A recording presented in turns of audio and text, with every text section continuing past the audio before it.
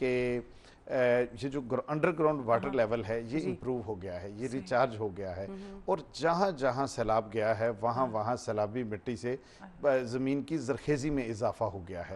اور یہ جو اس طرح سے بہت سی ایسی چیزیں بھی اس آزمائش کے لمحوں میں بہت سا خیر بھی پوشیدہ ہے, اور اس کو بھی دھیان میں رکھنے کی ضرورت ہے. بالکل. اور چلیں وہ تو ہے, اتنا جانی نقصان ہو گیا, اس کا ازالہ تو مشکل ہی ہوگا, لیکن یہ ہے کہ اور اس پانی کو اگر اسٹور کر لیا جاتا تو تھوڑی اور بہتری. اسٹور تو نہیں کیا جا رہا, لیکن یہ بہتر ہے کہ اب نئی سرے سے کالا باغ ڈیم پہ ایک بحث شروع ہو گئی ہے کہ کیا ہر سال ہم نے ڈوبنا ہے یا ہر سال ہم نے اس کے لیے ایک لانگ ٹرم پلاننگ کرنی ہے, ڈیم بنانے ہیں, اپنی ڈیزاسٹر مینجمنٹ اتھارٹی یا دوسرے ادارے جو ہیں ان کی ٹریننگ کرنی ہے. اور میں ایک بات اور, یہ جو سرکاری ادارے ہیں ان کے بلند بانگ دعوے تو ہوتے ہیں, لیکن گراؤنڈ کے اوپر ہم نے ابھی تک اس طرح سے نہیں سیکھا. جب ہم پہ پریشانی یا زلزلہ آتا ہے تو ہم پھر رسپونڈ کرتے ہیں, جب سیلاب آتا ہے تو پھر سوچتے ہیں مستقبل میں کیا کرنا ہے. حالانکہ پہلے سے پلاننگ ہونی چاہیے کہ اس طرح کی صورتحال ہو جائے تو ہم نے کس طرح سے رسپونڈ. میں تو بلکہ یہ بھی تجویز دینا چاہوں گا کہ یہ جس طرح سے یہ جو آفات کی رپورٹنگ کرنے والے جرنلسٹ ہیں, یہ انفارمیشن منسٹری کو چاہیے ان کے لیے کوئی ورکشاپ رکھے, کس طرح سے ان کے لیے ایک ہمیں ایمرجنسی ڈائریکٹری بنانی چاہیے کہ تاکہ پتہ چلے کہ کہاں کہاں پہ انفارمیشن کس طرح سے عام لوگ حاصل کر سکتے ہیں, میڈیا کے لوگ کر سکتے ہیں, اینکر پرسن ان کی جو اورینٹیشن ہے وہ ہونی چاہیے, ان کا بیک گراؤنڈ نالج اس میں بہتر ہونا چاہیے, ان کے وزٹ ہونے چاہیے تاکہ آئندہ سے کوئی صورت ہو تو ان کا بیک گراؤنڈ نالج بہتر. صحیح. اور میں تو رپورٹرز کو سلیوٹ کرتی ہوں جو جا کے اس جگہ پہ کور کر رہے ہوتے ہیں, بڑی بات ہے. اچھا یہاں پر ہم ایک کال لے لیتے ہیں پھر ہم گفتگو کرتے ہیں. جی السلام علیکم. ہیلو السلام علیکم. السلام ورحمۃ اللہ وبرکاتہ. جی فرمائیے گا, کون ہے ہمارے ساتھ؟ السلام علیکم. جی جی وعلیکم السلام. ہمارے ساتھ کون ہے اس وقت؟ میں بختاور بول رہا ہوں گیر سے. جی فرمائیے گا. بختاور گیر سے. جی جی جی جی بختاور. یہ جو صاحب بیٹھے آپ کے ساتھ, جی اس نے بتایا کہ یہ کالا باغ ڈیم بننا چاہیے. صحیح. تو کالا باغ ڈیم بننا چاہیے, ہم نہیں ہیں اس کے خلاف, لیکن جو ادھر سوات میں جو اتنا تباہی ہو گیا, سیلاب آیا نہیں جی, اس کے جو ہے نا یہ کالا باغ ڈیم بن جائے گا تو یہ لوگ بچ جائیں گے. صحیح ٹھیک ہے, بالکل آپ کی اس بات کا جواب دیتے ہیں. بنیادی بات یہ ہے کہ ہم یہ جو پانی ہے اس کو استعمال لانے کے لیے اگر ہم یہ جو دوسرے بہت سے متنازع ایشوز کے اوپر کنسنسس ڈیولپ کر سکتے ہیں تو آپ کالا باغ نہ بنائیے, کو دوسرے ڈیمز کی طرف آپ پروسیڈ کیجئے. کالا باغ ڈیم کے اوپر بھی اب تو سارے لوگ یہ جان گئے ہیں کہ تھرمل لابی نے کس طرح سے کالا باغ ڈیم کے خلاف کمپین جو ہے اس کو فنانس کیا تھا. سب لوگوں کو پتہ ہے کہ اس تکنیکی مسئلے کو کس طرح سے پولیٹیسائز کیا گیا تھا. اس لیے ہم یہ چاہتے ہیں کہ یہ جو پانی جو لوگوں کی تکلیفوں کا باعث بن رہا ہے اس کو کس طرح سے مینج کیا جائے, اس کے اوپر ہونا چاہیے. اور لیکن جب کالا باغ ڈیم بنے گا تو ڈیفینیٹلی اس پہ نوشہرہ کو کوئی مسئلہ نہیں ہوگا. یہ سارے لوگ جو انجینئر ہیں, جو پولیٹیکل بیک گراؤنڈ نہیں رکھتے, ان کی یہ رائے ہے کہ اس سے اس میں مدد ملے گی. بالکل بننا چاہیے. صحیح ہے. اب وہ مینجمنٹ کی بات ہو رہی ہے, حکمت عملی, تو اب جی سیلاب جو ہے وہ تو سندھ میں بھی پہنچ چکا ہے. اب بتائیں اب حکومت کیا کرے گی؟ ایک جگہ تو برباد ہو چکی ہے, اب تو سندھ میں پہنچ گیا, اب کیا کیا جا رہا ہے؟ سندھ کے اندر تو یہ بہت دیر سے پہنچا ہے, اور پچھلے کئی دنوں سے سندھ میں یہ اطلاع پہنچ چکی تھی, اور وہاں کے وزیر اعلیٰ نے یہ کہا کہ ہم نے پہلے سے علاقے خالی کرا لیے ہیں, وہاں پہ جو دوسری انتظامات ہیں وہ بھی مکمل کر لیے گئے ہیں.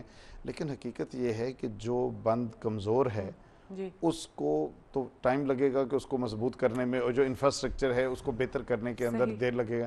ہمیں اللہ سے دعا بھی کرنی چاہیے کہ یہ ریلا گزر جائے. اور محکمہ موسمیات نے کہا ہے کہ اگست کے مہینے میں ایک اچانک بارشوں کا, بھاری بارشوں کا ایک سلسلہ دوبارہ آنے کا ایک امکان ہو سکتا ہے. اور اس کے لیے لیکن زیادہ ضرورت یہ ہے کہ ہم ایک لانگ ٹرم پلاننگ کریں اور اس کو ٹرانسپیرنٹ انداز کے اندر اپنا انفراسٹرکچر ٹھیک کریں, ورنہ اس سیلاب کو اگلے سال بھی آنا ہے, اس سے اگلے سال بھی آنا ہے, تو اس کا ایک مستقل سلوشن تلاش کرنے کی ضرورت ہے. بہت شکریہ تنویر شہزاد صاحب, بہت ہی اچھی گفتگو ہوئی, اور آپ نے بتایا کہ کیا صورتحال ہے. اب ناظرین کو بھی پتہ چل گیا ہوگا کہ کن مشکلات کا ہمیں سامنا ہے اور کس طرح سے ہم بہتری لا سکتے ہیں. اور آپ کو ہم نے ای میل ایڈریس اور ویب سائٹ ایڈریس بھی دے دیا جس پہ آپ کانٹیکٹ کر سکتے ہیں, اپنے احتیاط جو ہے وہ دے سکتے ہیں. آپ کا بہت شکریہ, آپ نے ہمیں جوائن کیا. یہاں پر ہم لیں گے ایک بریک کے بعد دوبارہ آپ کی خدمت میں حاضر ہوتے ہیں.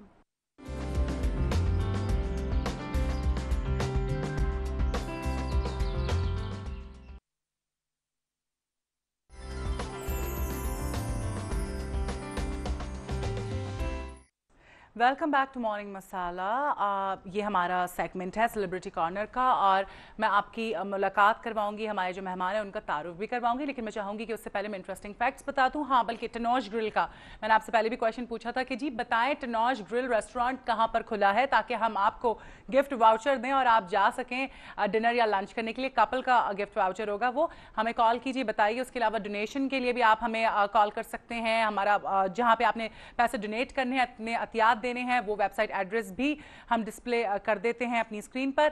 अच्छा जी, इंटरेस्टिंग फैक्ट ये है कि एक अंदाजे के मुताबिक खजूर की काश्त तकरीबन 6000 कबल अज मसीह में शुरू हुई और खजूर खून में से कोलेस्ट्रॉल को कम करने में मदद देता है, अहम किरदार अदा करता है। और जहां ये जिस्म में नया खून बनाने में मदद करता है, वहीं निज़ाम इंहज़ाम को बेहतर भी बनाता है। ऐसे लोग जो मीठे के शौकीन हैं वो खजूर खा सकते हैं क्योंकि इसके फ़ायदे बहुत ज़्यादा हैं। जी, ये थे इंटरेस्टिंग फैक्ट्स और अब आपका तारुफ कराते हैं। हमें आज ज्वाइन किया है मारूफ दीनी स्कॉलर हैं डॉक्टर खालिद ज़हीर। कैसे हैं सर आप? खैरियत से? बहुत शुक्रिया, आपने हमारे लिए वक्त निकाला।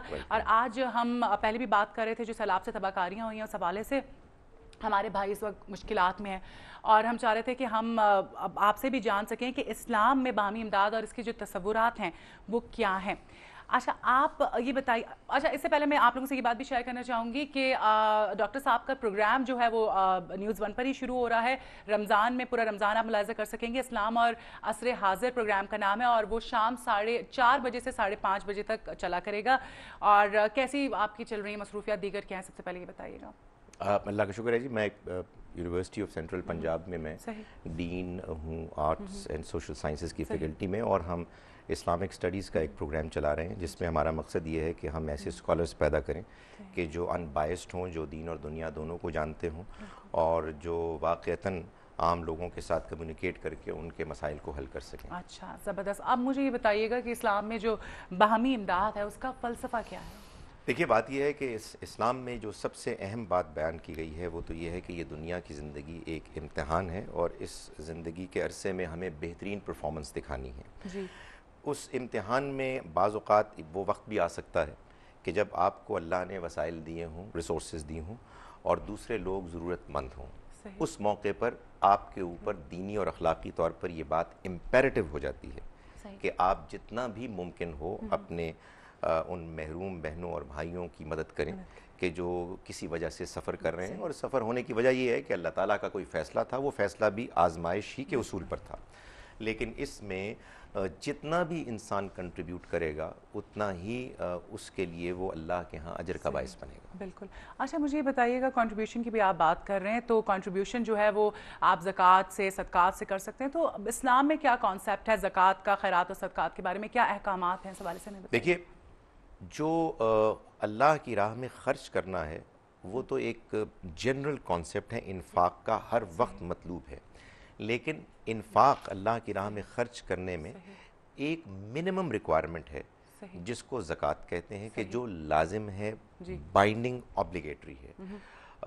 उसके बग़ैर तो आप गुनाहगार होंगे, लेकिन अगर आप ज़कात के अलावा ऑन टॉप ऑफ इट मज़ीद देते हैं तो आप जितना भी दें वो आपके लिए अगरचे कि एक नफली इबादत है, लेकिन अल्लाह के यहाँ वो बहुत अजर का बाइस बनेगी।